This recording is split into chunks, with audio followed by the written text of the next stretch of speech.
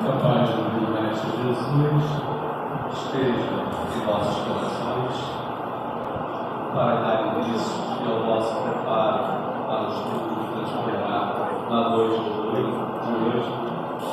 Nós teremos uma música intitulada Luz do Mundo, que é do nosso irmão Celso Pinheiro, com arranjos do Centro Espírita de Menezes.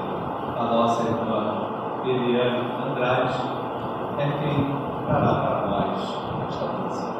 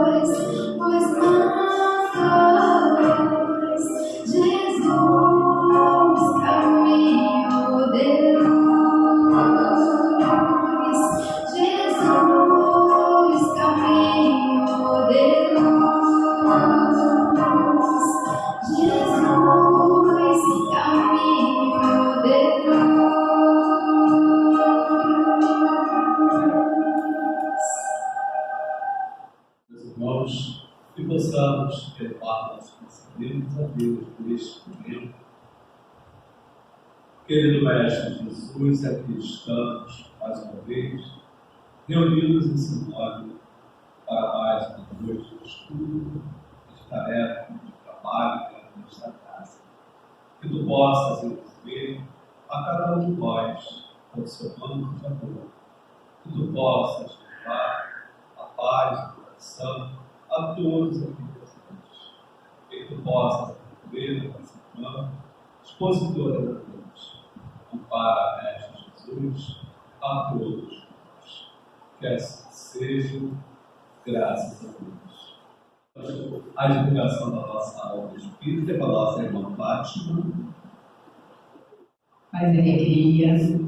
Como não poderia deixar de ser, mês de dezembro é o mês de Jesus. E aí nada melhor do que divulgar essa obra, Jesus no Lar. Jesus no Lar é a psicografia de Francisco Canto Xavier, pelo espírito Neio Lúcio.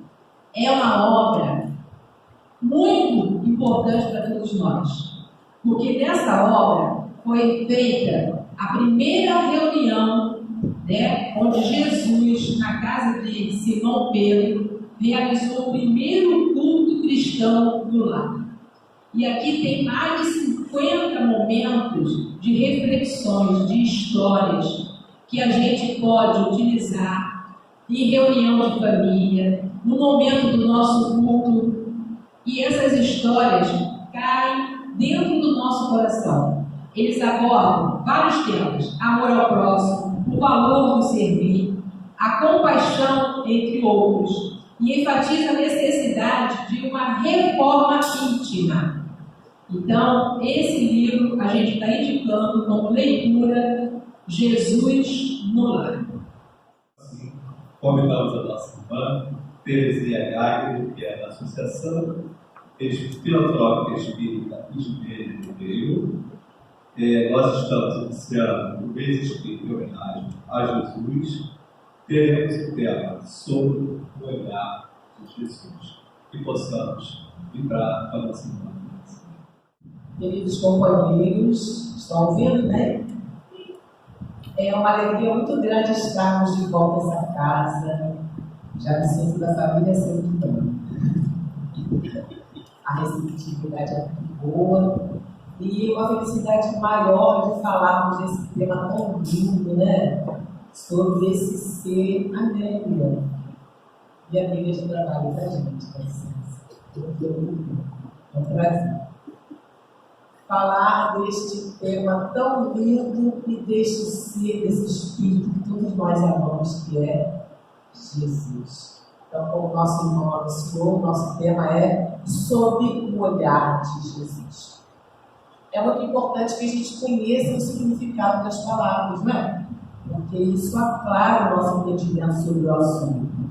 Até porque esta palavra sobre, ela tem uma outra bastante parecida com ela, mas que tem um significado totalmente contrário. Pode colocar aí para nós, Alexandre.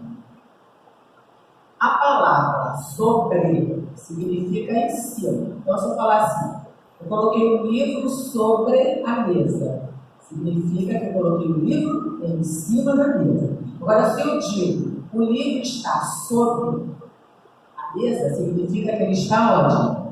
Embaixo da mesa. Então, são significados completamente contrários. A gente precisa ter atenção na hora que a gente vai usar, né? Então, eu vou ler aqui o meu para não ficar muito esquisito.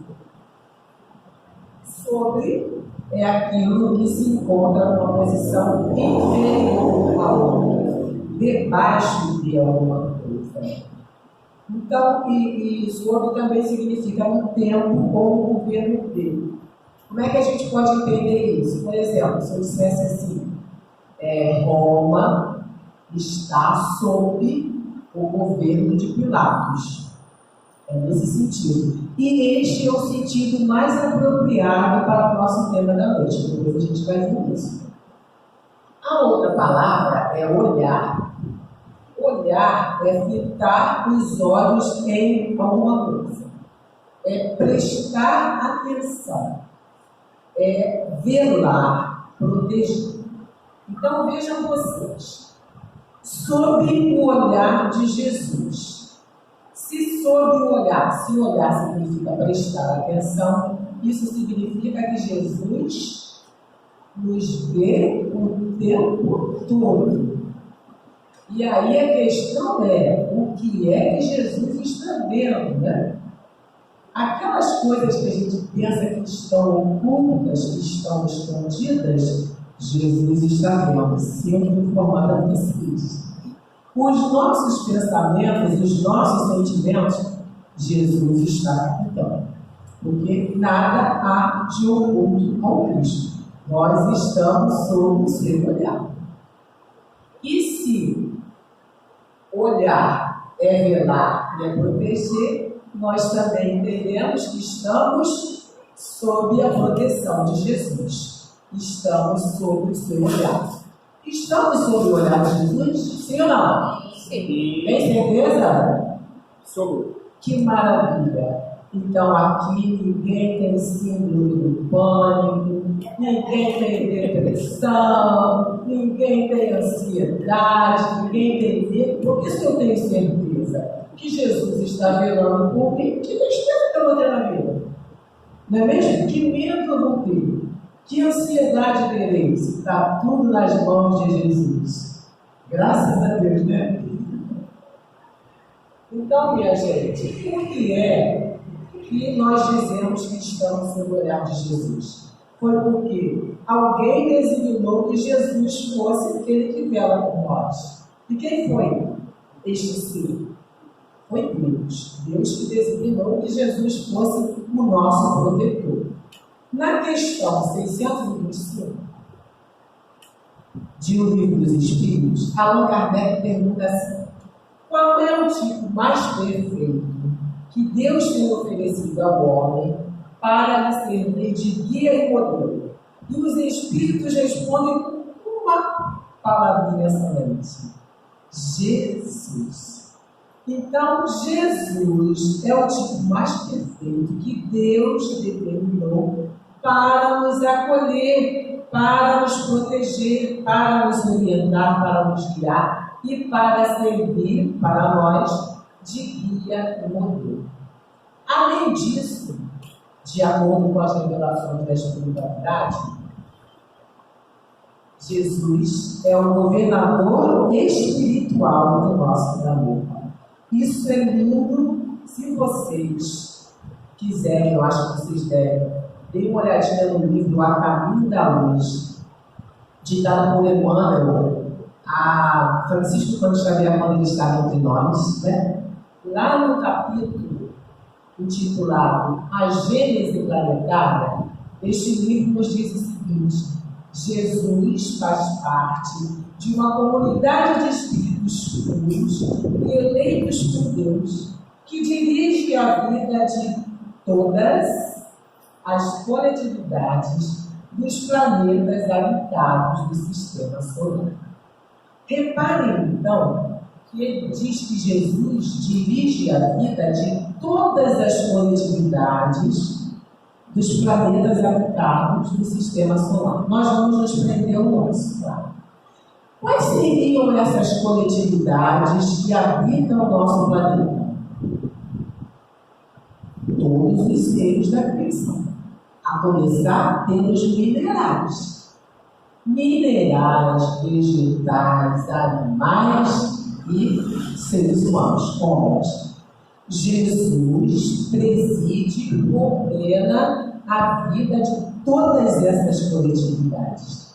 Já pararam para pensar nisso? Como Jesus coordena tudo isso? Como lá atrás, né, na criação do mundo, quando Deus deu para Jesus aquela matéria disforme, e Jesus, como o grande escultor, ele deu forma ao nosso planeta, né? Como que Jesus coordena tudo isso de uma forma harmônica? Porque existe uma ligação harmônica entre todos os seres da criação: minerais, vegetais, animais e seres humanos. Infelizmente, muitas vezes, nós, seres humanos, causamos um certo desequilíbrio nessas interrelações, com atitudes equivocadas, né? Aquela pessoa que faz a queima lá aquela grande faixa de floresta, muitas das vezes para economizar o dinheiro, né, de pagar alguém para fazer o trabalho, ou por desinformação, por ignorância.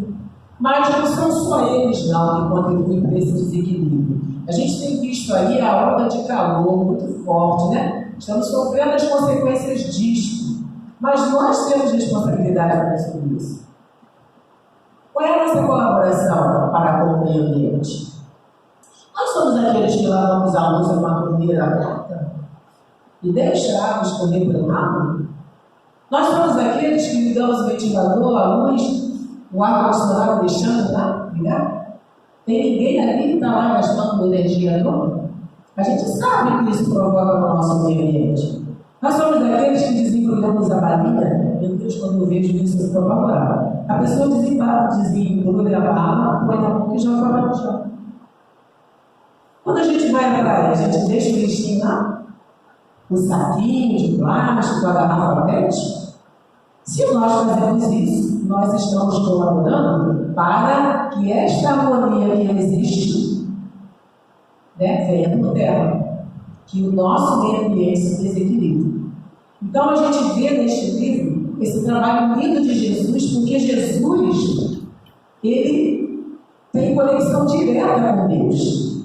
Então, ele auxiliou Deus, que auxilia, continua auxiliando, né? A executar, concretizar os seus planos para com os planetas, para com o nosso planeta, para conosco. Jesus interpreta tudo que Deus quer, a sua vontade, e a concretiza, o grande colaborador do Pai. E aí, gente,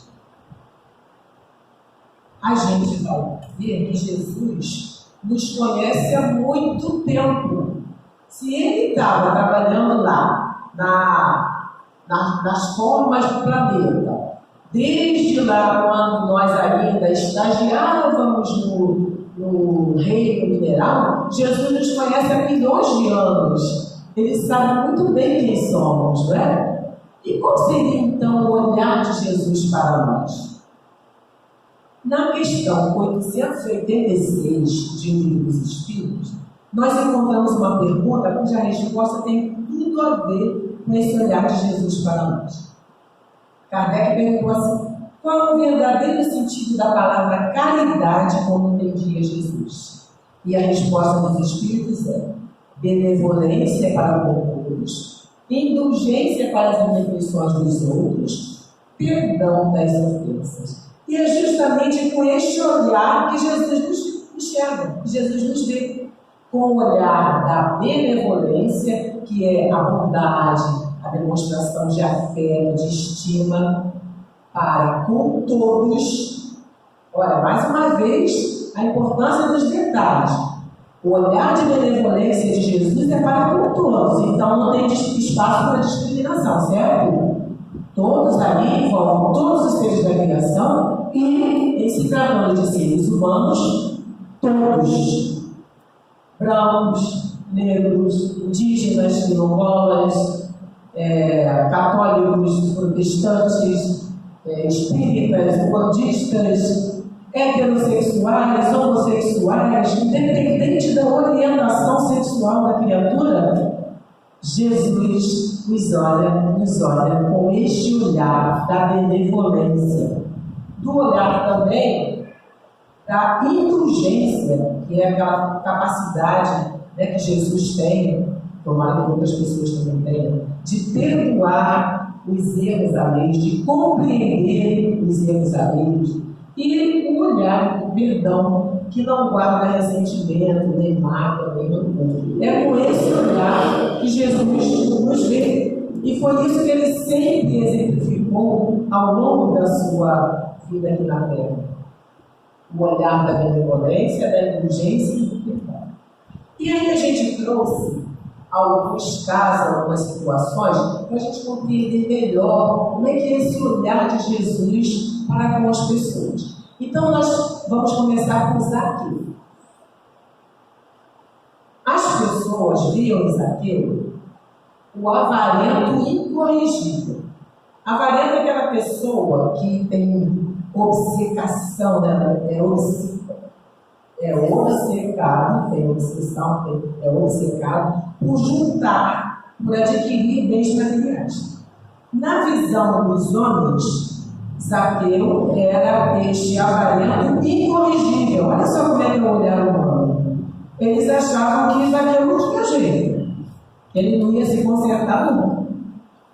Mas Jesus, no entanto, nele identificou um homem rico, de nobre coração, capaz de transfigurar a riqueza em trabalho e beneficência. Então vejam que Jesus viu naquele homem que era de fato avarento uma coisinha boa. Ele viu um nobre coração.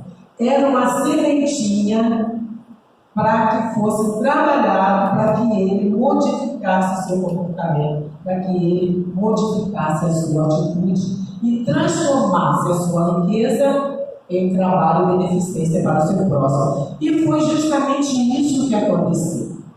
Zaqueu falou para Jesus, quando Jesus falou assim para ele: Zaqueu, desce dessa árvore aí que eu quero hoje me hospedar na tua casa, vou passar a noite aí. Vocês imaginam como Zaqueu se sentiu? Ele era um cobrador de impostos. as pessoas deviam adorá-lo, né? Até porque os impostos eram exorbitantes. Então ele não era uma pessoa muito querida. Quando Jesus chama Zaqueu para descer da árvore e diz que vai passar a noite na casa dele, meu Deus, imagina como se sente. Ele deve ter se sentido muito feliz, né, gente? Porque estava sendo acolhido por Jesus. E aí, essa atitude de Jesus tocou tanto o coração dele, porque era sincera, que Zaqueu falou logo para Jesus: olha, Senhor, eu vou dividir metade dos meus bens com os pobres. E se eu tiver prejudicado alguém, eu vou ressarcir 4 vezes mais. Nossa, gente, na hora ele sentiu a necessidade de mudar só diante daquele olhar de compaixão, de caridade, de amor que Jesus dedicou para ele. E de fato ele fez isso. E ainda teve a oportunidade de provar o seu desprendimento dos bens materiais dele, que era obcecado, né? Ele teve a oportunidade de provar isso na sua reencarnação como... A Alexandre sabe, ele já fez esse estudo lá no Espanha. Na sua reencarnação como Bezerra de Menezes. Quando Zaqueu reencarnou como Bezerra de Menezes, ele teve outra oportunidade de provar desse desprendimento dos bens materiais. Porque Bezerra de Menezes era reconhecido como o médico dos pobres, né? Ele atendia as pessoas, se as pessoas não podiam pagar a consulta, ficava por isso mesmo. E nós nos lembramos de um caso em que uma senhora foi levar o filho para se consultar com a Bezerra de Menezes, e aí ele passou os medicamentos, né? Passou a receita para ela. Aí ela olhou a receita e falou que, infelizmente, ela não ia poder comprar aqueles medicamentos, porque ela não tinha nem como comprar alimentos para eles que dirão os medicamentos. O que fez Bezerra de Menezes? Olhou ali no consultório dele, não viu nada assim de valor, olhou para o seu dedo, tirou o seu anel de formatura e imagine que anel era esse, né? Lá atrás, quando geralmente essas coisas eram feitas de materiais de valor, como ouro, prata, né? Tirou, e além do valor emocional, porque era o símbolo da sua conquista, tirou o anel do dedo e deu para a senhora para que ela pudesse trocar aquele anel ou vender para comprar alimentos e comprar os medicamentos. Então, olha aí a renovação de Zaqueu, que as pessoas viam como um avarento incorrigível e que Jesus descobriu algo bom nele, incentivou aquilo e ele se renovou, se reformou. Nós temos também os cegos. O caso do cego de Jericó, Bartimeu, que Jesus, a população, a multidão, via o cego de Jericó como um homem sofredor, por causa da cegueira. Mas Jesus notou nele os obstáculos do doente suscetível de ser curado para glorificar a bondade de Deus. Ou seja, Jesus viu que Bartimeu tinha vontade de se dedicar ao trabalho do bem, a Deus, né, a divulgar os ensinamentos, mas ele tinha um obstáculo, que era a cegueira, que dificultava, não impedia, mas dificultava que ele se jogasse totalmente no trabalho. Então Jesus sabia que se ele fosse curado, ele iria se jogar naquele trabalho do bem. E o curou, e assim Bartimeu fez. Passou a seguir Jesus e a glorificar o nome de Deus. Apenas com esse olhar diferenciado daquele olhar da multidão que achava que ele era. Aí o outro exemplo é o de Maria de Magdala, ou Maria Madalena, cuja personalidade apresentava a mulher obsidiada com 7 espíritos infelizes. Era a forma como as pessoas viam Maria Madalena. Obsidiada, louca, mulher de má vida, irrecuperável. Esse é o olhar frágil das pessoas, dos seres humanos. Mas Jesus reconheceu nela a criatura decidida a se renovar e que lhe seria mais tarde a mensageira da própria ressurreição. E aí a gente lembra que Maria Madalena, ela realmente era uma pessoa carente de amor. Porque ela era uma mulher explorada. Ela vivia de explorar o seu corpo. Mas ela nunca tinha experimentado o amor verdadeiro. E no dia que ela ouviu Jesus, ela foi invadida por uma esperança muito grande. Porque ela via como Jesus tratava as outras mulheres também que eram consideradas má vida. E aí um dia ela se encheu de coragem. Foi à casa de Simão, que como os homens da época eram preconceituosos, né? Especialmente com as mulheres de má vida, eles tinham muito preconceito. Ela criou coragem, entrou na casa de Simão e foi falar com Jesus. E falou para Jesus que ela queria trabalhar junto com ele, né? Na divulgação do Evangelho, na divulgação do bem, no trabalho do bem. Só que ela não sabia se Deus iria aceitá-la. Será que Deus vai me aceitar? Eu sou uma mulher de vida, né, fácil. Será que Deus vai me aceitar? E Jesus falou para ela que sim, que ela seria bem-vinda. E falou aquela célebre frase que a gente costuma repetir, que o amor cobre a multidão dos pecados. E Maria ganhou força, porque sentiu tanto amor naquele olhar, naquela atitude de Jesus, e realmente começou a dirigir a sua vida para o lado positivo, para o lado do bem e do amor. Tanto é que quem foi que viu primeiramente Jesus no ato da ressurreição? Foi ela. Jesus apareceu para Maria Madalena. Por isso que diz que ela foi a mensageira da ressurreição. E mais tarde, né, ela queria se incorporar àquele grupo de discípulos de Jesus. Mas eles eram muito preconceituosos, até por conta do passado dela. Não permitiram. Maria sentiu-se então solitária, abandonada. E um certo dia apareceu um grupo de leprosos na cidade, querendo falar com Jesus, saber de Jesus. Eles não sabiam que Jesus já havia partido. E Maria então recebeu-os e começou a falar com aquele carinho, com aquele entusiasmo sobre Jesus, sobre tudo que ela experimentou, sobre as vivências dela com Jesus, e aquelas palavras dela confortaram o coração daqueles sofredores. Só que o que aconteceu? Eles foram expulsos da cidade, porque eram leprosos e poderiam contaminar as outras pessoas. Maria Madalena não pensou duas vezes. Seguiu com eles para o que eles chamavam de Vale dos Imundos, né? Que era o Vale dos Leprosos. E lá trabalhou, ajudou aquelas pessoas, orientou, cuidou deles, até que ela também se contaminou com a enfermidade e desencarnou. Mas quem veio receber Maria Madalena, gente? O próprio Cristo, né? Que disse para ela que ela tinha atravessado a porta estreita, que ela tinha amado muito e que ela não conseguisse com ele. E vimos também o exemplo de Pedro. Pedro, que o povo definia como sendo um discípulo frágil, fraco, né? Até querendo dizer que ele era meio covarde, a ponto de negá-lo 3 vezes. Jesus descobriu em Pedro o amigo sincero, que convenientemente amadurecido na fé lhe presidiria ao apostolado e formação. Então vejam só, Pedro realmente vacilou uma hora crucial de sua existência. Mas como Jesus viu, percebeu, ele ainda não tinha um amadurecimento suficiente para encarar aquela situação. Ele ficou temeroso em relação ao que aconteceria se ele dissesse que conhecia Jesus.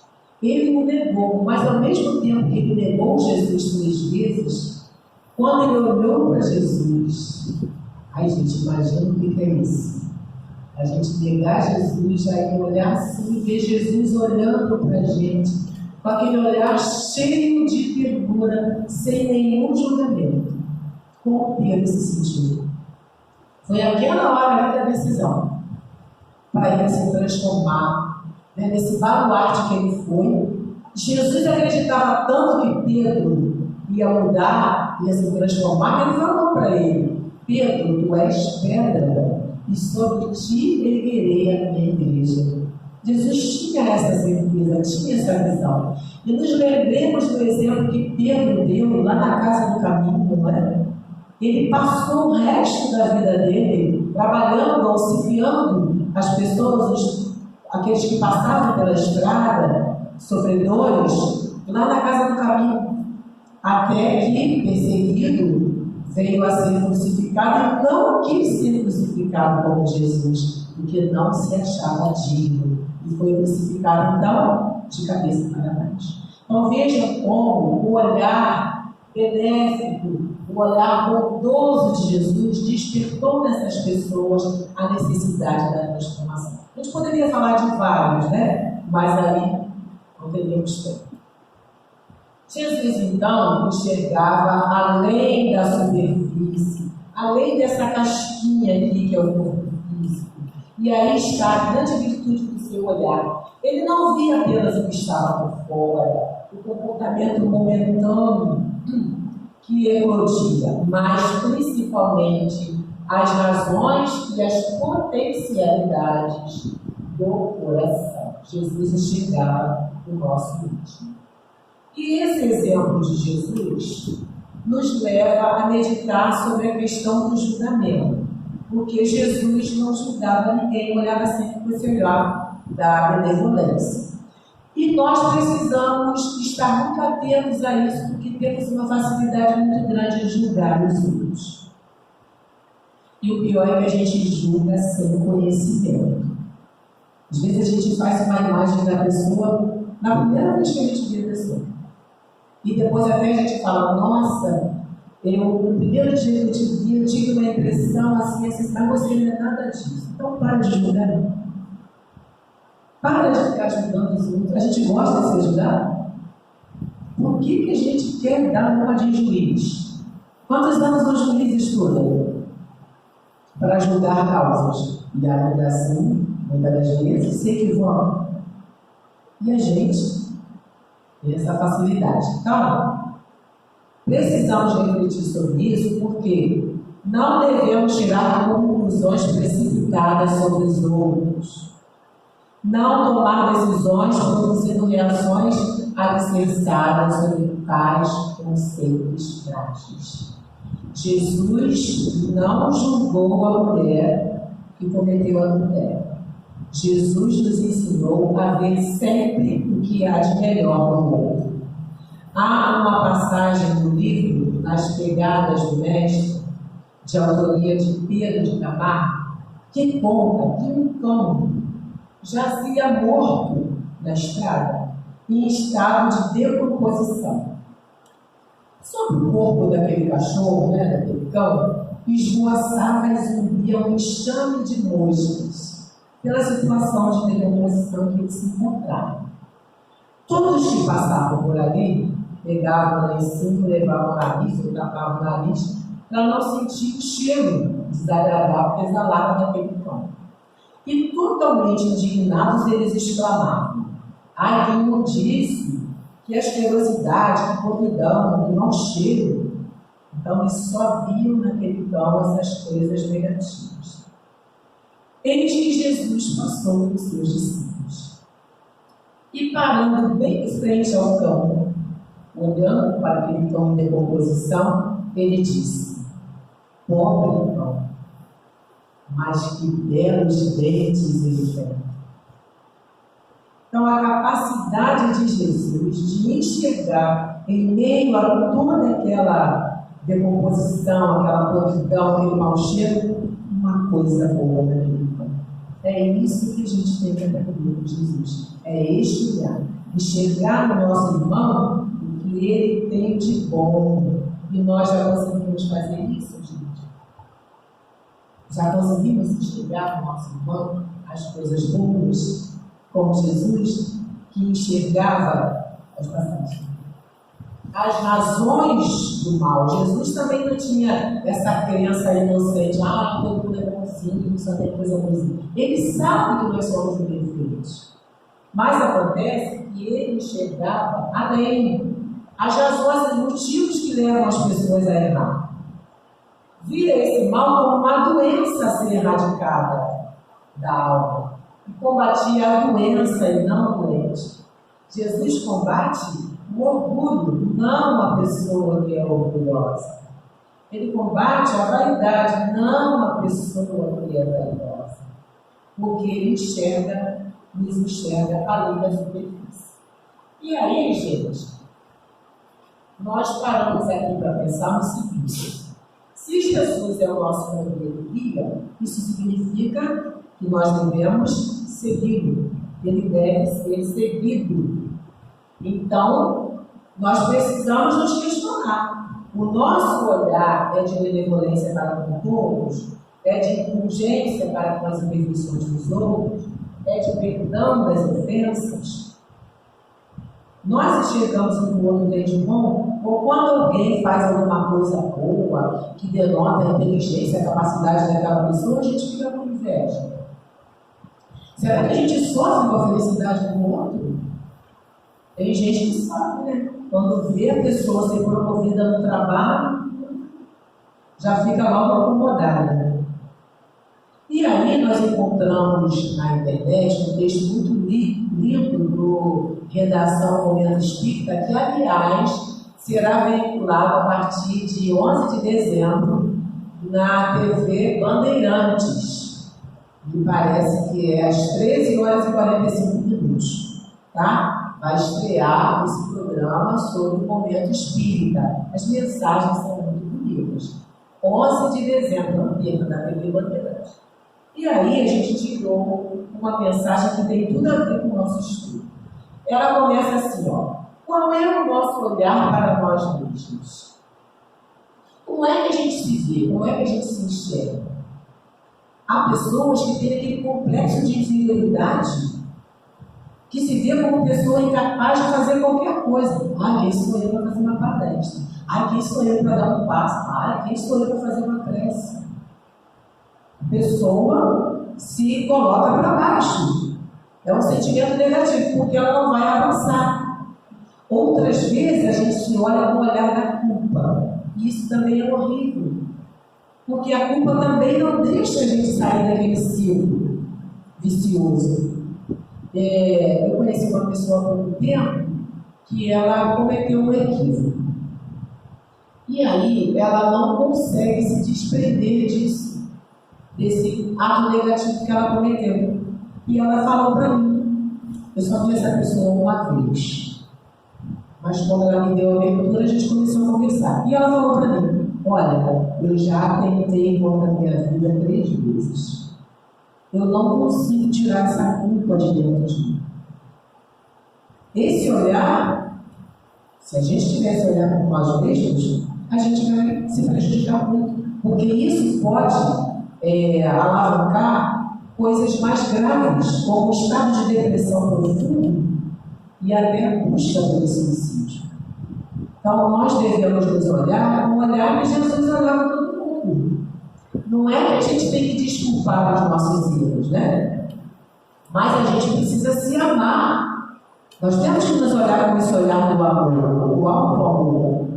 Jesus falou: ama o teu próximo como a ti mesmo.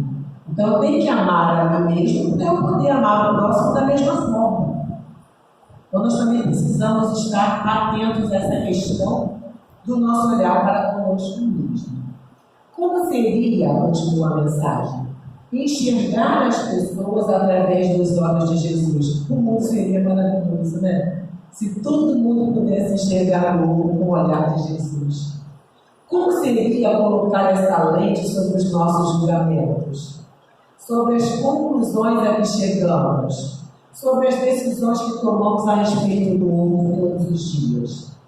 Como seria olhar para a esposa, para o esposo, para os filhos, para os pais, nas atividades e enfrentamentos da atualidade com a visão de Jesus? Gente, a gente olha para o esposo, às vezes a mulher nem olha para o esposo.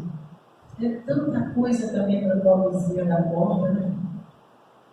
A mulher que tem essa carga, às vezes tripla de trabalho, que tem que dar conta da casa, que tem que dar conta dos filhos, que trabalha fora. E essa concepção tem que mudar, porque o marido tem que ser parceiro, companheiro, né? O marido, o esposo, olha a sua esposa. Às vezes a mulher né, se arruma, bonitinha, corta o cabelo, o homem nem olha, nem vê, nem observa. A gente está olhando para os nossos filhos, às vezes eles estão dando sinais de que alguma coisa não está bem. E a gente não enxerga. Ah, tá, tudo bem, ele sai cedo para trabalhar, às vezes sai de madrugada, às vezes chega tarde. Mas, gente, é uma responsabilidade que a gente assumiu para com Deus e para com eles. Nós precisamos estar atentos a eles. O nosso plano deve ser um envio. Pelo amor de Deus, a gente não pode cometer esse equívoco, né? A gente olha para os nossos pais, especialmente os pais idosos, com o olhar da bondade, da compreensão, de que eles não podem mais fazer certas coisas porque não tem mais energia. A gente continua achando que aquele pai e aquela mãe tem que fazer tudo pela gente. E a gente sobrecarrega isso. Até que um dia ela venha faltar e aí a gente, meu Deus. Aí é um pouquinho tarde nessa existência, né? Mas nunca para se emendar as próximas. Então, esse olhar que a gente tem que ter atento é muito importante na nossa vida.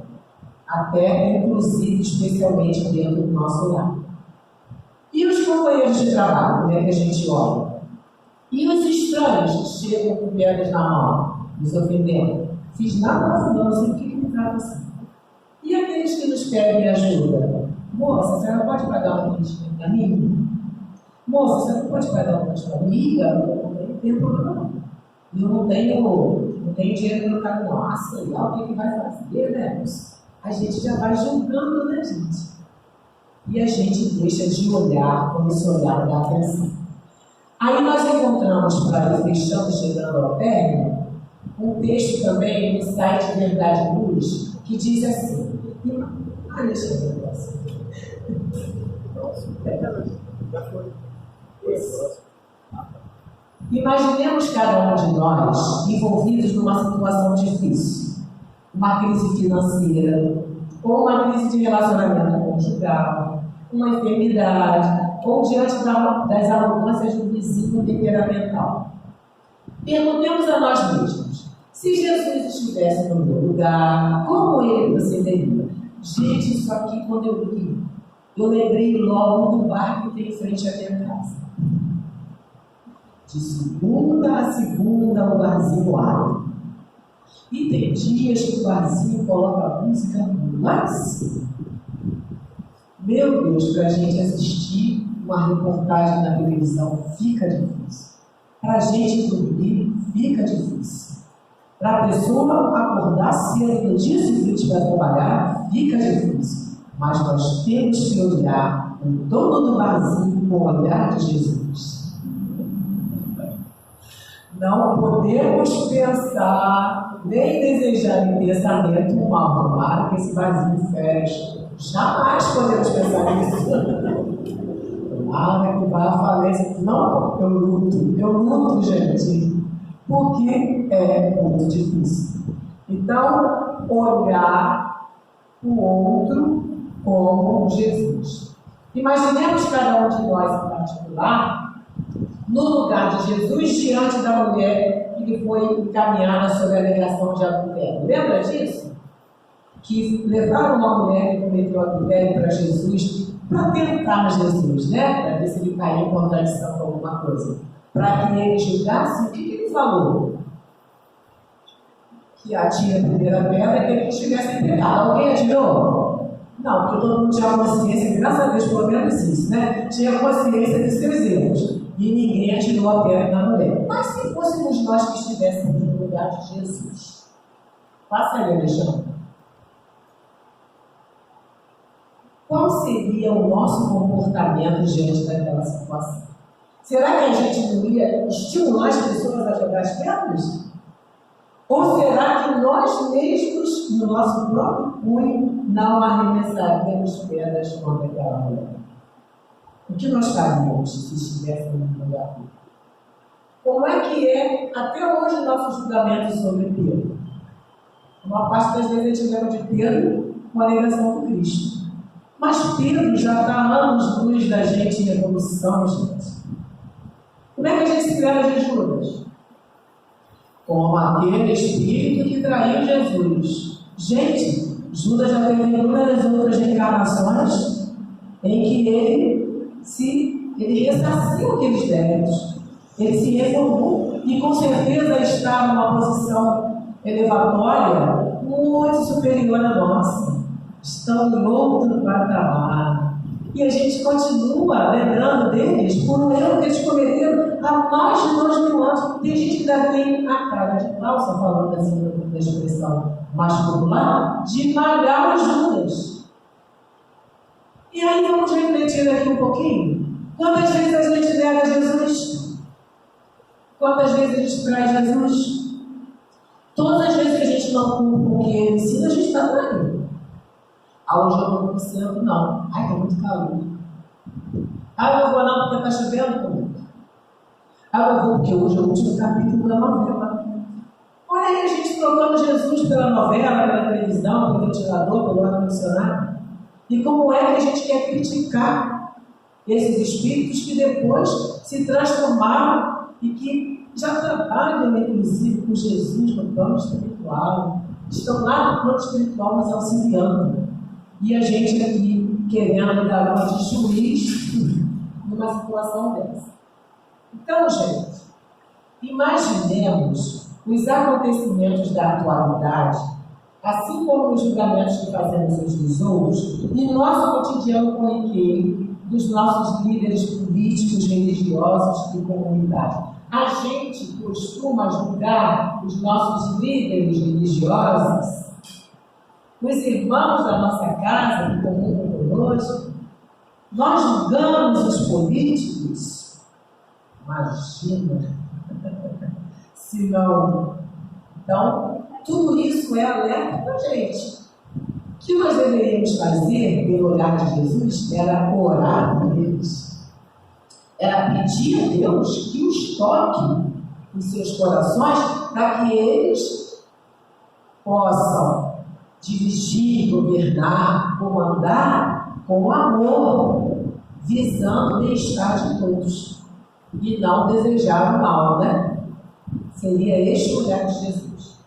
E aí, continuando, já no término, esse finalzinho dessa mensagem do site de Verdade Luz nos diz que possamos saber de toda a história de Jesus. Ótimo, quer estudar a história de Jesus, maravilhoso.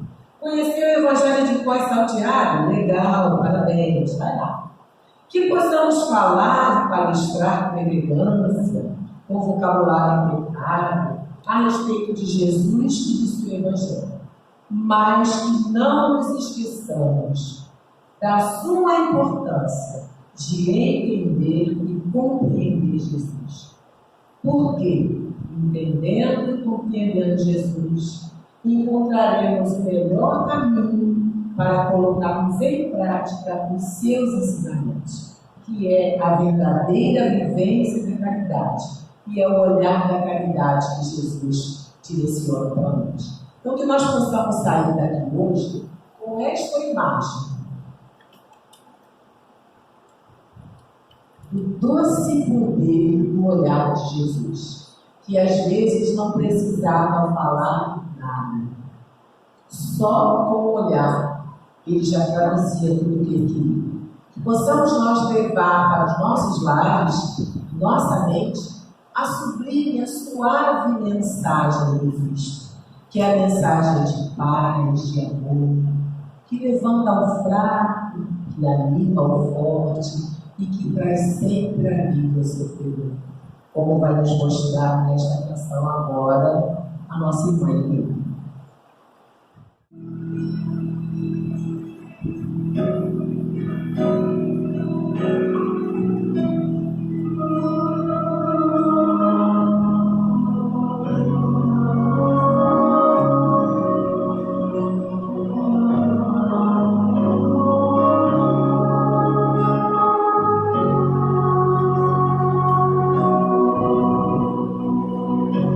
Tua missão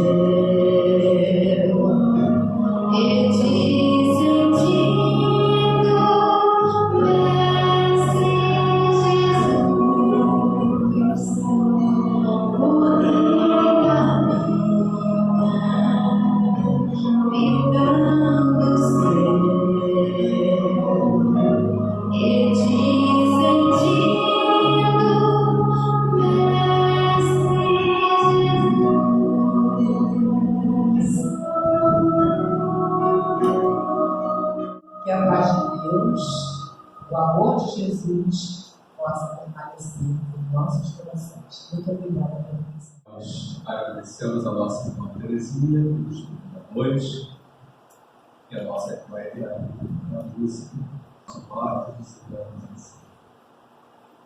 Querido Mestre Jesus, aqui estamos mais uma vez, Senhor, pedindo a Ti que Tu possas, nesse momento, através da paz, levar a cada um aqui presente, ó Pai necessário, através dos estudos magnéticos, que possam, nesse momento, penetrar em cada célula dos corpos dos nossos irmãos, levando o consolo, o equilíbrio, a paz, e que os nossos irmãos possam levar para os seus lares todas as bênçãos, todo o amor, todo o carinho que aqui receber dentro desta casa.